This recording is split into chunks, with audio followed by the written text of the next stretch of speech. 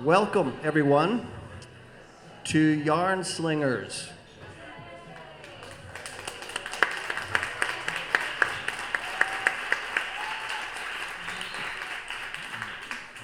The next yarn slinger is Don McIntyre.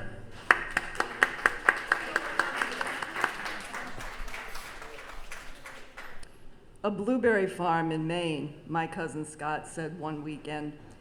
He and his girlfriend Laura had played with the idea a year ago, but didn't have the finances to take the leap. How much did I have in the bank? How much did Glenn, another friend in the small circle around the puny campfire in my aunt's backyard? I had close to 10,000, but I didn't say so right away.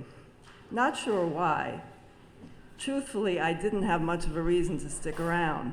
A shitty job and a half-sized room in someone else's house.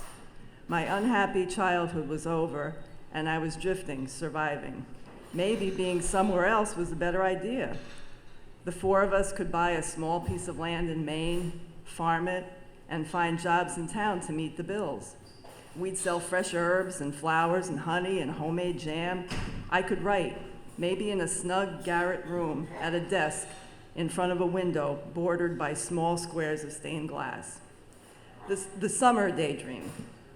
The mountain that rose behind the farm in Maine was twice as big and 3 times as beautiful as the ones in New Jersey, and it was wreathed in silver mist. Naturally, there was a stream, because it's always nice to live by a stream, but it was just far enough away and a bit downhill, so it never threatened to flood the basement or create muddy havoc in the farmyard. The red barn was on one side of the dirt lane, and the house, a prim old lady wearing just a touch of Victorian lace, was on the other. A scruffy, ginger-colored dog loped between the two, done with antagonizing the cow and the sheep, and ready for a scratch behind the ears from his owner.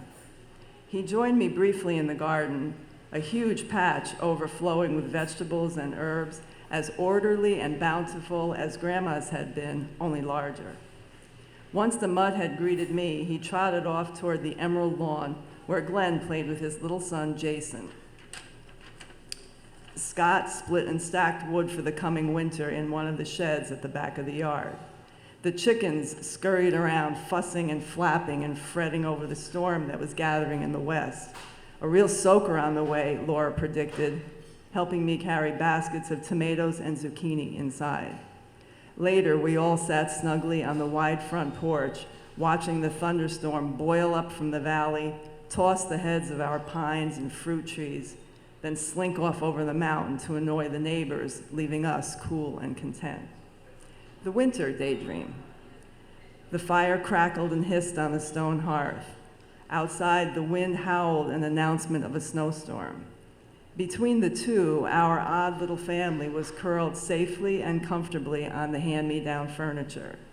Scott and Laura on the old couch with Jason dozing peacefully between them and the ginger-colored mutt napping at their feet. Glenn slumped in an overstuffed easy chair, barely visible behind his newspaper. Me and another one scribbling down notes for the next story. The house smelled like the oatmeal cookies that were baking in the oven. The old place was drafty, but there was plenty of wood, plenty of quilts, and a blade on the Jeep would make sure we could always get into town when we needed to. Back to reality.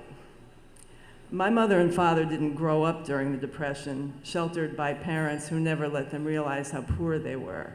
They lived through it as adults, knowing the fear, the hunger, the uncertainty. Over and over again, they taught their daughter to guard every dime.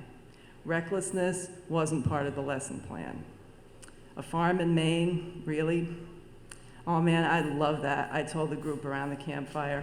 I wish I could. Thank you.